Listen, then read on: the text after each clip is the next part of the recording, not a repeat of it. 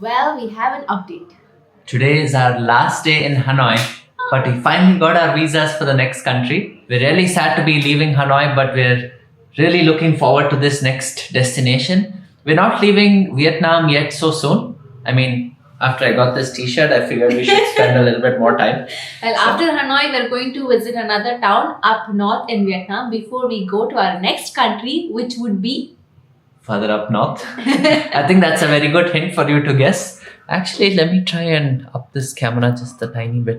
We're still getting used to using this, and because of our height difference, you see, I'm a whole foot taller than Shish, and it's always so hard to fit both of us in the right frame. But anyway, this is a nice room, and we have to say bye to it. Shish Yeah. is really sad about The location of this place was so nice, right? Opposite was the banh mi shop, the food shop where we used to have lunch, and then the coffee shop was just in the next road. It was so convenient. Yeah. This big glass, so there was enough sunlight coming in. We could open the windows. It was breezy and nice. And now our plan is to go get some lunch. Well, actually brunch, because we usually don't have an early breakfast. We decide to usually combine the two. So today, we just found out there's this little restaurant right in front that was closed on the weekend, but it's open now again because it's Monday. So let's go eat. Yeah. So you see, that was the banh mi shop and the restaurant we are going to now. All set? Yeah, they even give us flip flops. We're just going to use that to go across the street. Okay. You got the keys? Got the keys. This alleyway is super narrow.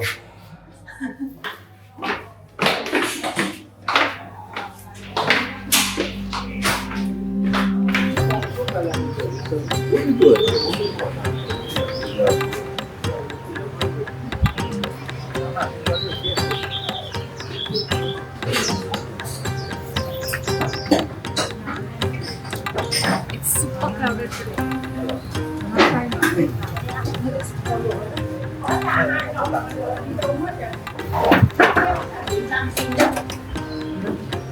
Yeah, there's morning glory there.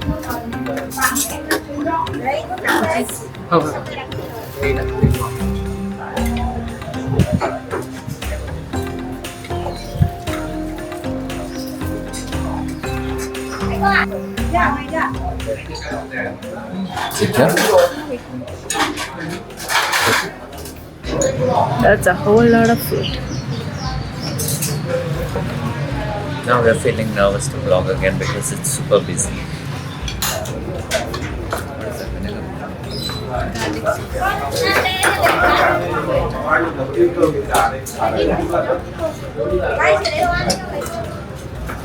Morning glory.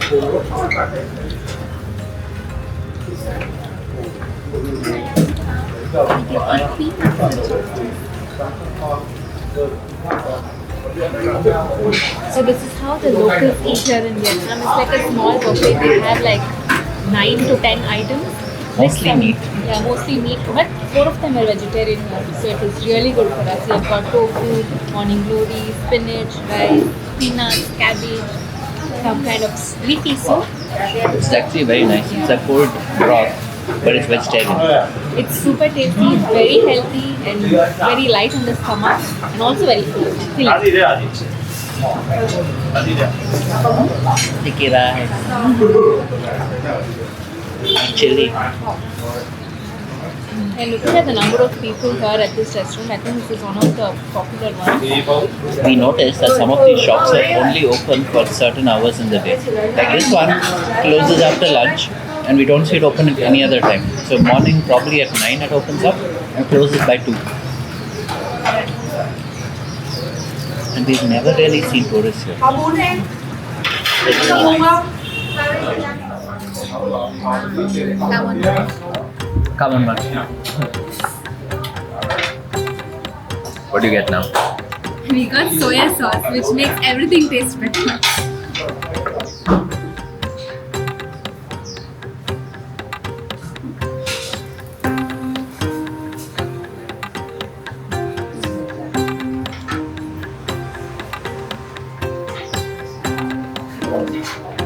Come on, man. Navneet had to go back, and I'm on my own now. I'm just going across the street to grab my cup of coffee. Navneet had to go back to the room because the host called him in and there was some repair work going on with the lift. So he had to be present in the room. I've tried having coffee at a bunch of cafes here and there, but so far my favorite one is the coffee which they give at the supermarket called Circle K. They really make it strong and creamy, which I really love. They have this strong flavor, and I think the unique thing which Vietnamese do to their coffee to make it special is that they add condensed milk. I know it's more fat and more sugary, but it's so much tastier. And Circle K is right near our hotel. I'm just walking to it now.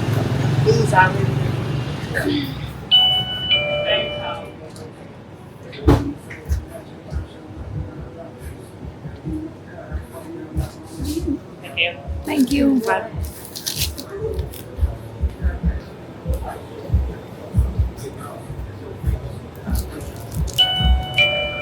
Whenever you get a coffee for a takeaway or when you want to grab it and go, they usually wrap it up in these small plastic covers. It's just around the side of the cup and then you get a handle. It's so convenient to just take it and go. This I've not seen in any other country except in Southeast Asian countries like in Vietnam, Cambodia, Thailand.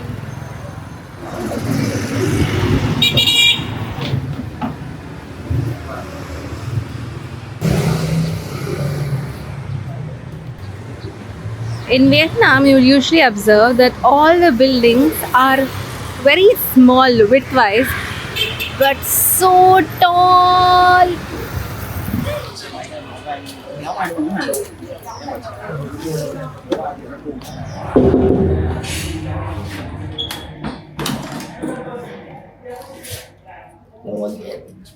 Did the lift guy come to fix? Yeah, he was down there. He was just fixing it. I think it's done. Okay.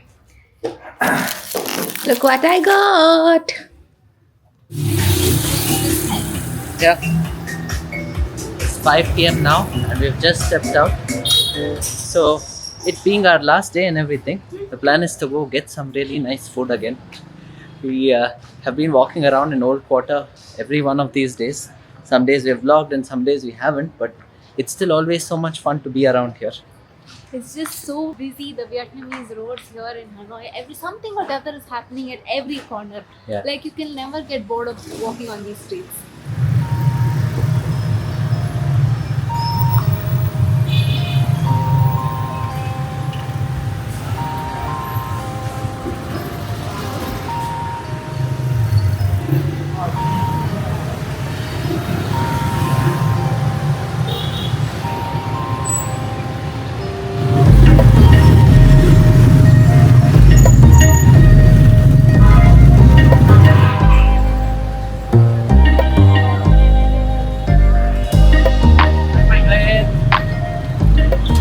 The food, what is the name?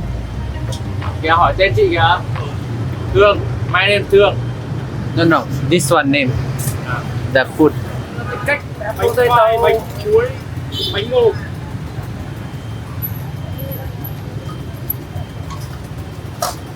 Oh, okay. Bun fly. So it's a potato cake that's deep fried, I think with flour. So we're giving this a try. We've never had this before. It's our first time. So she has 3 different kinds of fried items. One is corn, one is with potatoes, and the other one is with bananas, or as the Africans call it, matoke. So all of these are called bang choy, bang koi, and bang chuaran. Basically, it means cake of that item, like cake of corn or cake of bananas. I'm just giving the corn one a try. It's sweet. It's sweet. I thought it was a savory dish. Now she'll want me to eat it.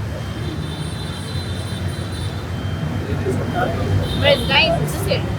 It's crispy, I can feel the corn taste. It's a crispy corn, but little I think just sesame seed. on top.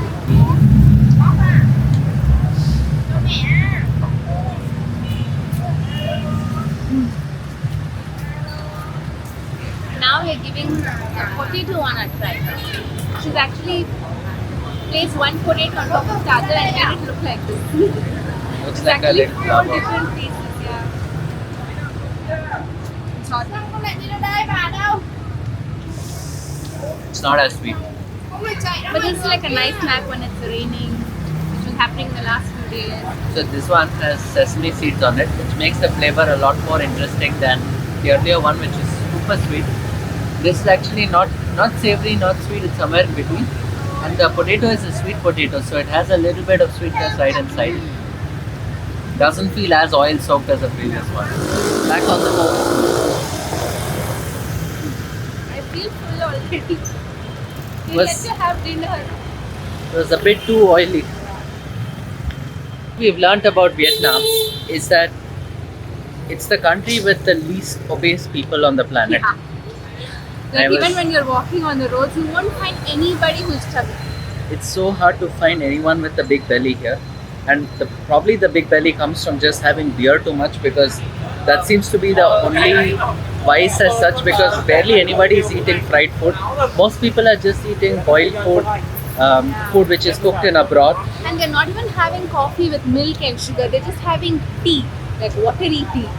Which is really cool. I mean, it's so nice to not see fat people here. But it also feels very odd to walk in between them being chubby. Yeah, that's true. That makes us feel so weird.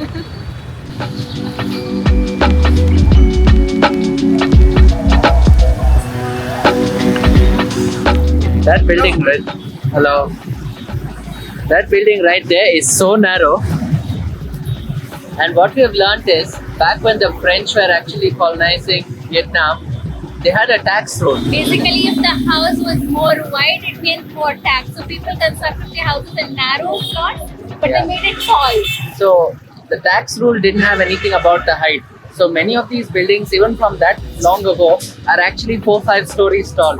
And they look like a little matchbox set that is stacked one on top of the other. So that one right there is so tiny. I think that's barely even 6 or 7 feet wide. Can you imagine? It's just one window. And even after the French left, I guess the rule never left the mind of people, because they continue to build houses even today so narrow. In the middle of all this crazy, we just found a very nice park. With fountains in the middle and a small lake. And everybody here is running, all of them in one direction mostly. Look at that.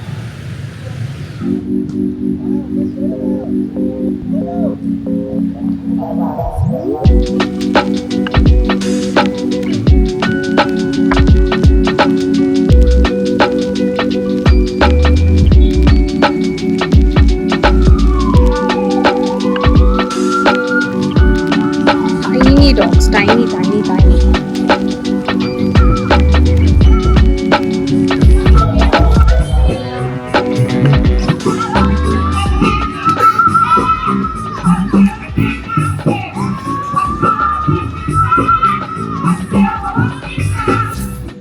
We're now in what is probably one of the least touristy parts of Hanoi.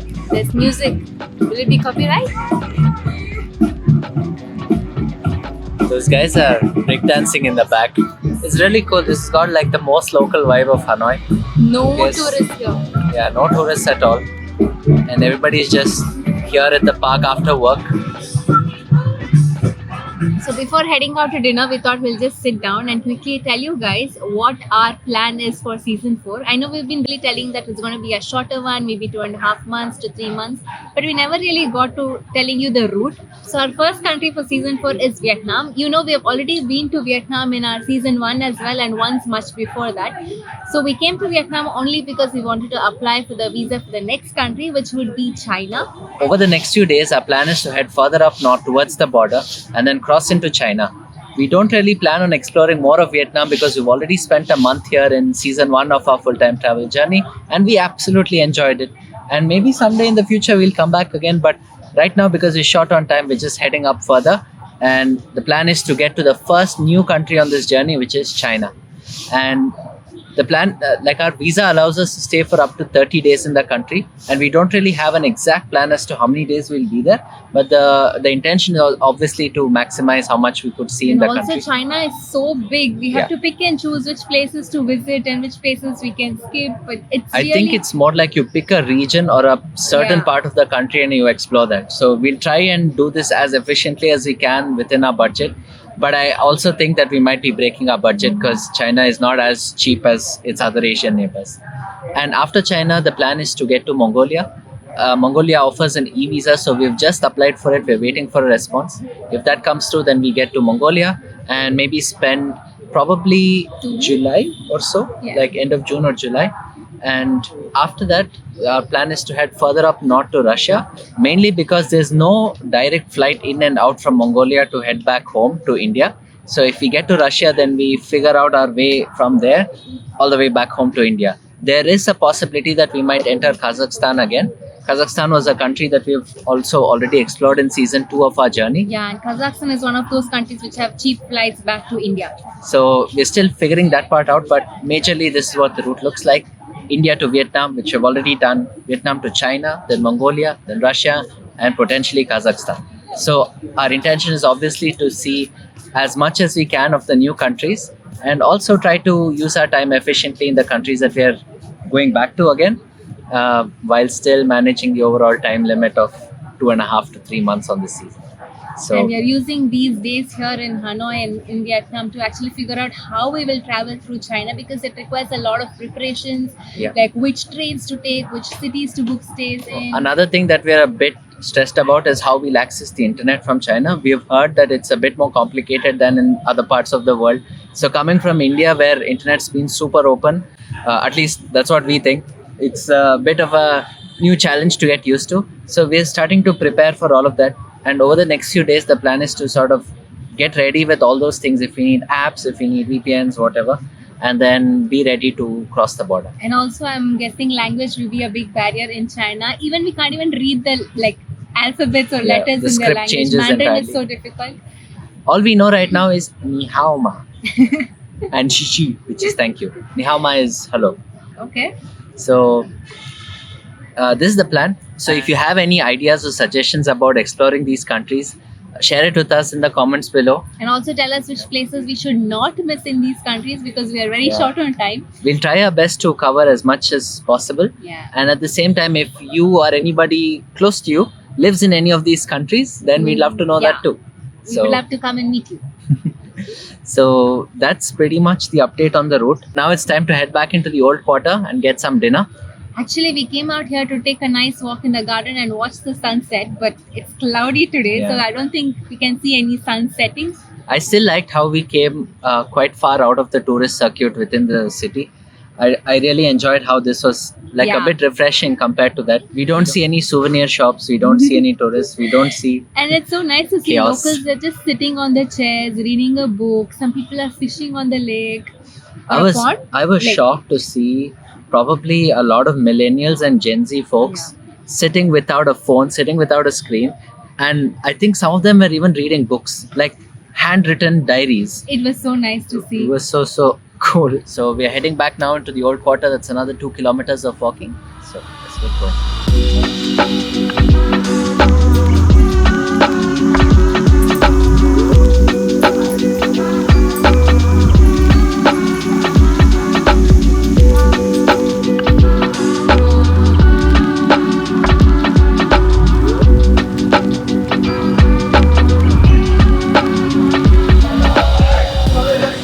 So we have now made it into the food street, quite close to where we are staying at the hotel.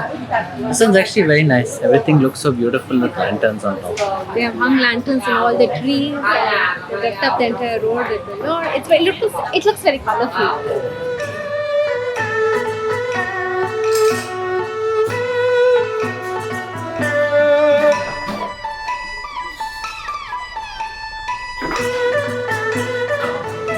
It's dinner time and we have got ourselves a noodle bowl.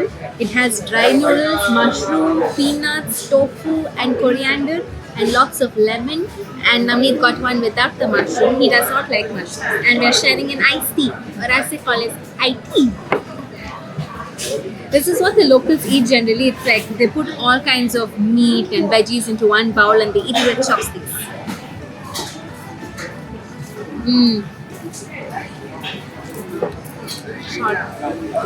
It's super delicious. It has a mix of everything. It has the crunchy peanuts, it has the soft noodles, it has the mushy tofu, and it has this light smell of the herbs coming from the coriander leaves.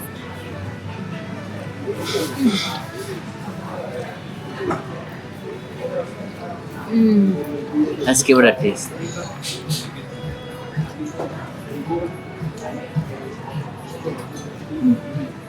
You see this one, this is actually a bean sprout. This adds a very interesting taste to it. So overall, it feels like a very gentle tasting dish. I don't feel like an explosion of flavors, but the subtle ones just hit you in the right measure on the tongue.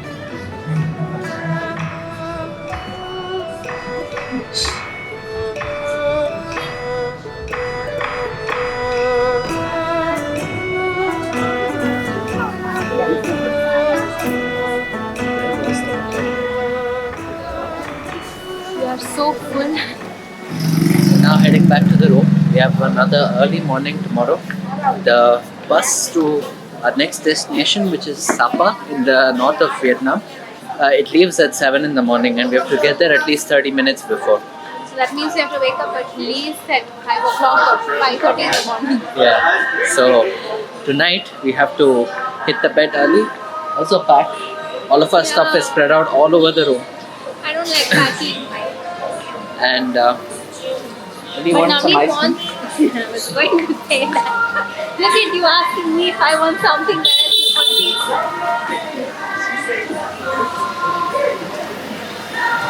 But before we go back, Naveen wants to grab an ice cream. Hello.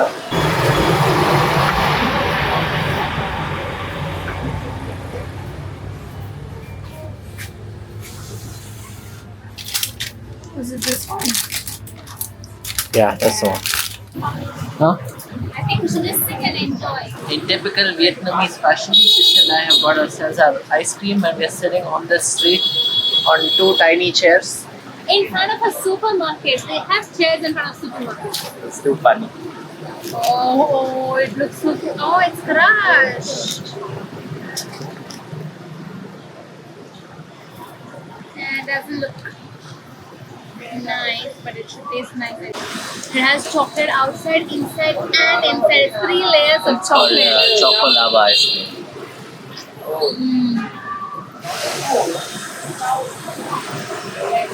Ooh. Black.